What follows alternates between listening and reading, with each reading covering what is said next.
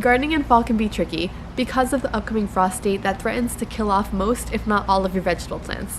But in today's video, I'm sharing with you my perfect fall gardening timeline so that you can get the most out of your vegetable garden no matter where you live. Let's go.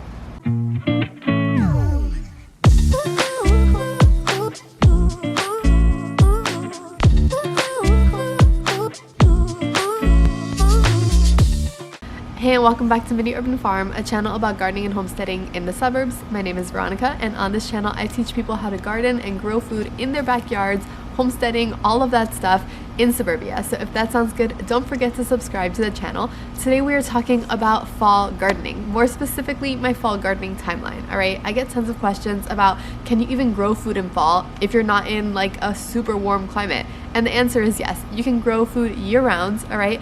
But it does get a little bit complicated when you're talking about frost dates and hardiness zones and what kind of food you can grow.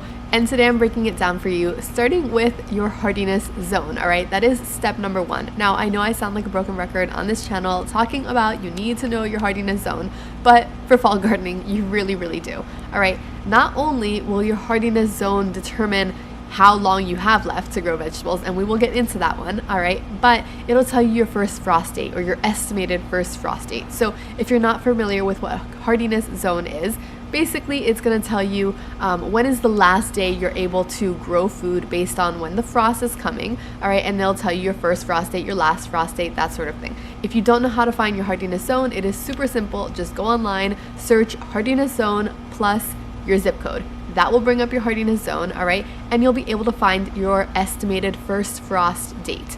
This will be the first time, all right, time of year, the first estimated date when it will be too cold for most vegetables to grow. Now, we need this information to move on to the rest of the steps. All right, so once you have that information, you have your first frost date and you have your hardiness zone, the thing you're going to want to do, what you're going to want to do is you're going to calculate backwards, all right, the amount of time that you have left to continue gardening. So if my last frost date, for example, is December 15th, all right, and we are now in the middle of September, that gives me a window of about 3 months to continue gardening in, all right. Of course, there'll be things that will still grow past that. The things will die probably before that, but more or less, I'm gonna have about 3 months until the first frost sets in, and that is super important. So essentially now what I can do is determine what kind of things will grow in that 3-month period, all right? If I say I only have 3 months and I'm starting from seeds, what will grow, all right? What plants will have enough time to grow from seed to harvest in that period of time? Now, there's a few things you want to take into consideration. First of all, if you're starting with seed, it will go slower, all right? It's going to take more time if you're growing from seed than if you go over to the garden center and just get some little transplants that have already, 3 or 4 weeks underneath them. So that's something to consider if you're running short on time. If you're not going to have tons of time to grow what you want, maybe it's better off to buy the transplants and put them in your garden, and you'll have a lot more time to work with.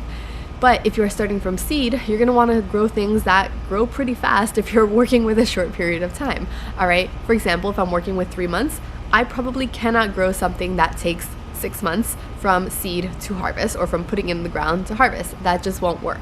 So I'm going to want to focus on things that will grow within that 3 months. Now, if you're not sure what plants will grow in 3 months, all right, or whatever time period you have, you're going to want to start searching time to maturity on whatever plant you're looking for. So for example, beans, right, bush beans is going to be about 55 or 60 days to maturity, all right? If you're interested in growing tomatoes, if you're interested in growing carrots, or whatever it is you're interested in growing, search online carrots time to maturity, and that will tell you about how much time you have until they give you a harvest. So that is how you're going to determine what things that you're able to grow in the remaining time that you have left, all right? If it's, a short season, then you're gonna wanna focus on those things that have a very quick time to maturity. And I will give you some of my favorites in just a little bit here that have that really short time to maturity, which is really good for growing in fall. Alright guys, so before we jump into our next point, I do want to share one thing with you, alright? If you are serious about growing food like I am and maximizing your production in a suburban environment, I have an entire free resource library that you can have access to. I will leave it in the description below. Just go ahead and check that out. It has things like trackers and budgets and seed starting resources and a whole bunch of stuff, alright? Things that I've just compiled over the years, information that, you know, I've had to learn the hard way, and I'm sharing with you guys for free. Don't forget to check that out if you want to grow a serious amount of food. It will be in the description below.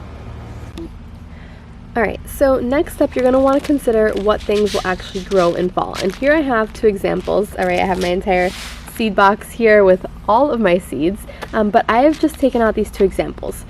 On one hand, we have radishes, alright, French breakfast radishes, but really any type of radishes.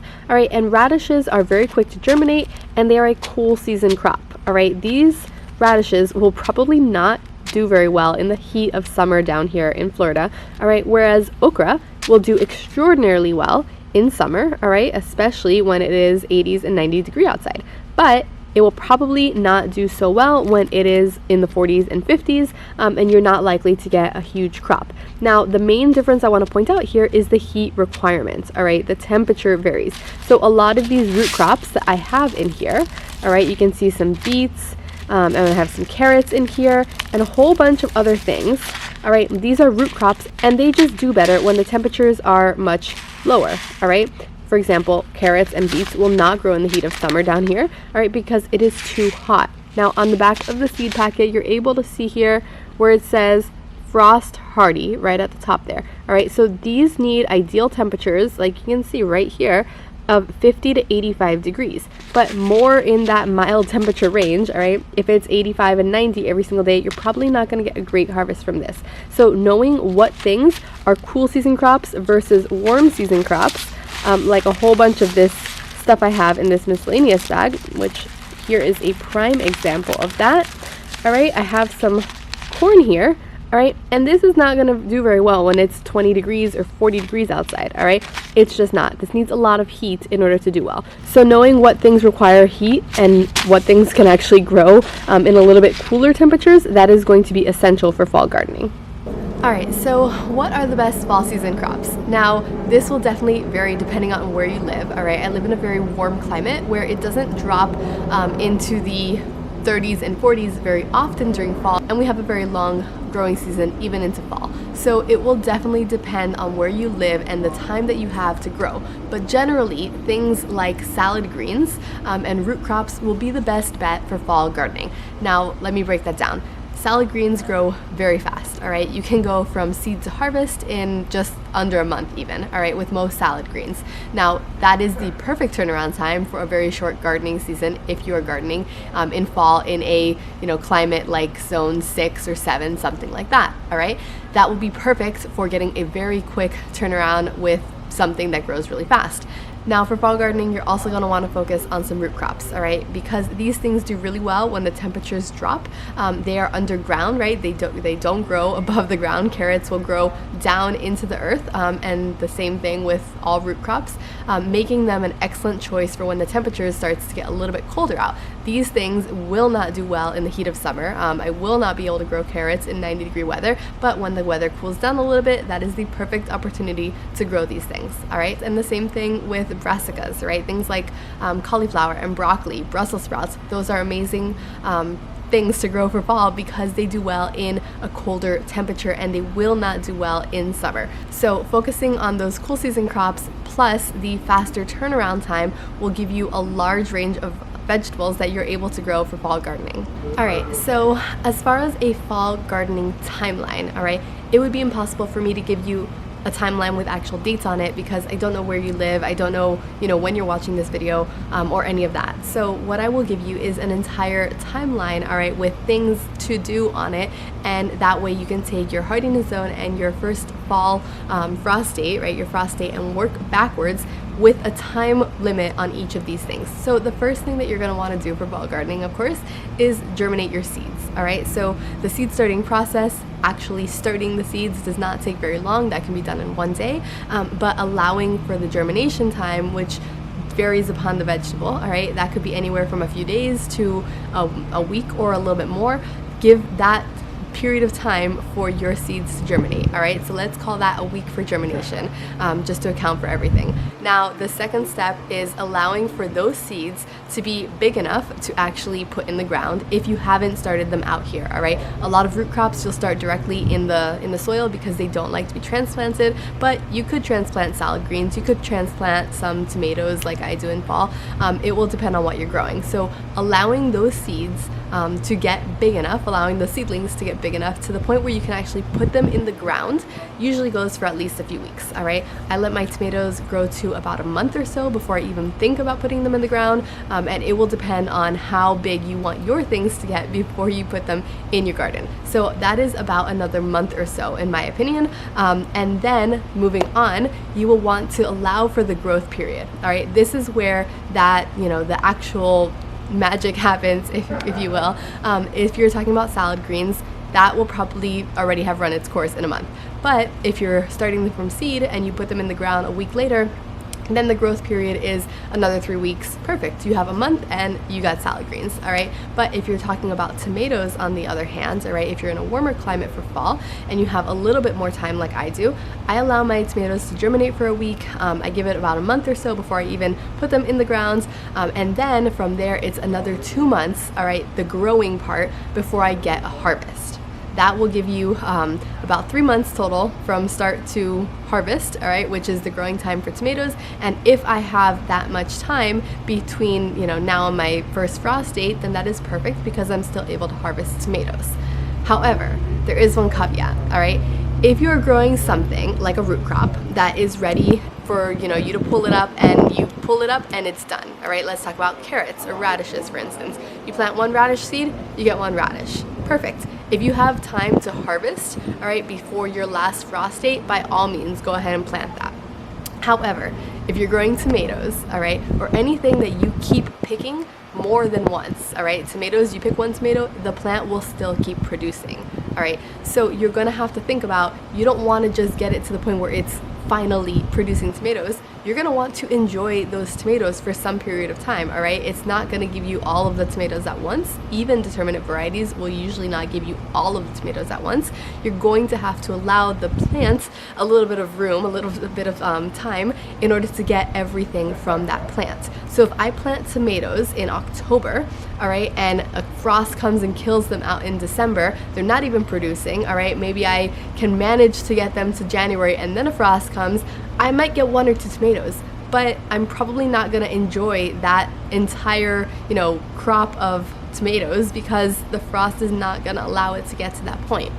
So when you are planting out your things, all right, all your fall vegetables, be careful with what you're planting if it's something that requires a longer period of harvest time, all right? Most root crops, if not, I think all root crops, will give you a one and done harvest. As soon as your 3 months are up, or however long it is, time to maturity is up, you can just pull it and there you go. But for example, with beans or our tomato example, you're still going to want to allow that time after the time to maturity to continue getting those beans for the table, because if not, you're gonna get one measly round of green beans and then you're still gonna have more, but the crop is going to die with the frost.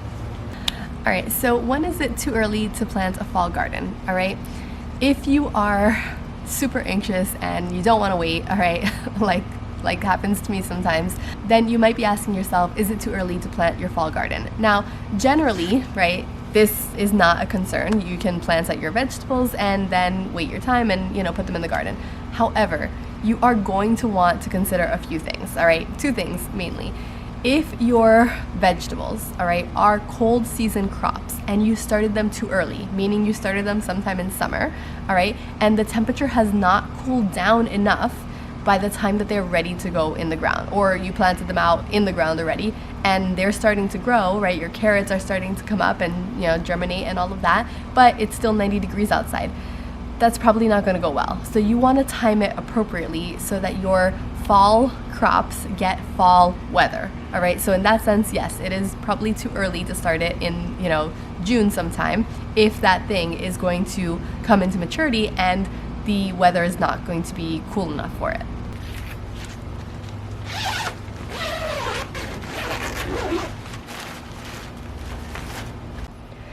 Alright, so the next thing that you're going to want to consider is when you have something like this, alright, a little garden greenhouse setup, alright, and you have a whole bunch of fall weather crops.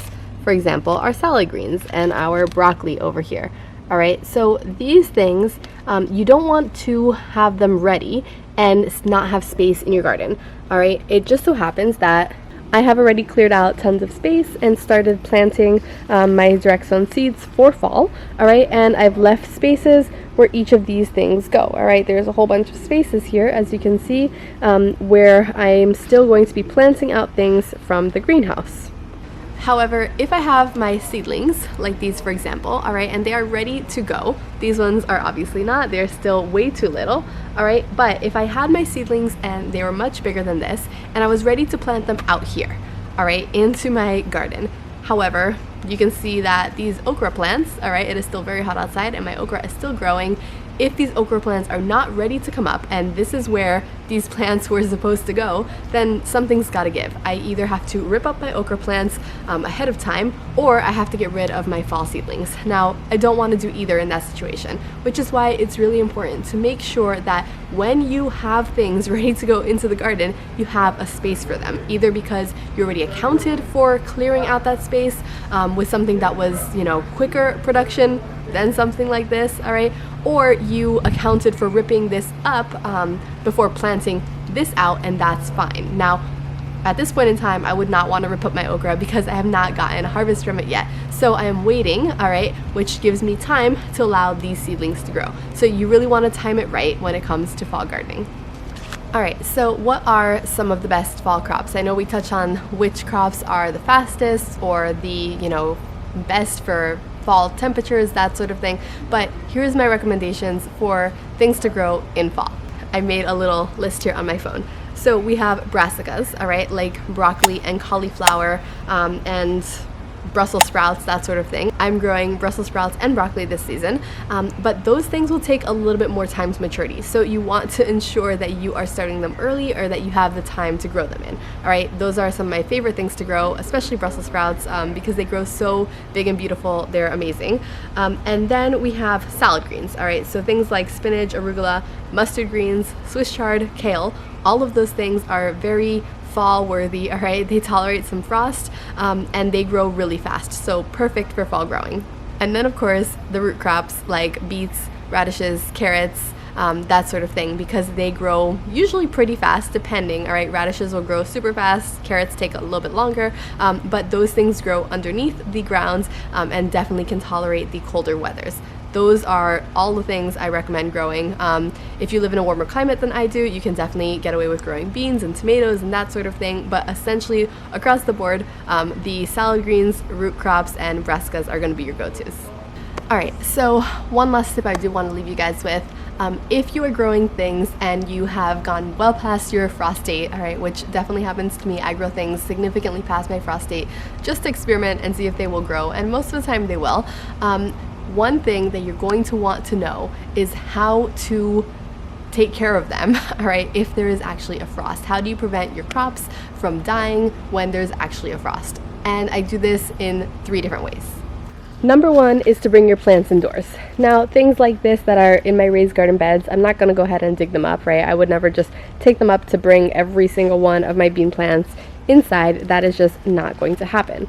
Alright, but things like this, where I might have stuff in containers for whatever reason, alright, maybe you grow a container garden, I have some chaya here, I have my mint, a whole bunch of snake plants and some aloe plants, things like this, I would just bring them inside, alright, I would not let this spearmint plant out to just weather the cold by itself, which is the value of having things in pots.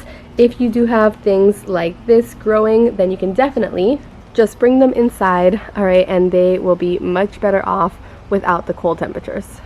Now the second thing is to mulch your crops, alright? You're going to want to mulch, which keeps in the humidity and prevents your soil from drying out, especially in cold weathers, alright? Mulching is great no matter what time of year, but in order to prevent frost, this is one of the best things that you can do. You can either use a live mulch, alright, by intercropping with other things between your crops, alright? Just make sure the soil is covered, or you can go and use like pine mulch or, you know, whatever other kind of mulch you want, and put that in place to protect your crops from the frost. All right, the third thing you're gonna wanna do is to take a blanket and cover your vegetables. All right, if you have a trellis, take the blanket and cover the entire trellis, or get some rows with a cover over them or something like that, and that will prevent the winds and the temperatures really from affecting your crops. And I have done this in years past. 2 seasons ago, it was ridiculously cold, and I covered all of my tomatoes, and for the most part, I didn't have that much damage to the tomatoes, and I was still able to get tons of tomatoes in the fall season.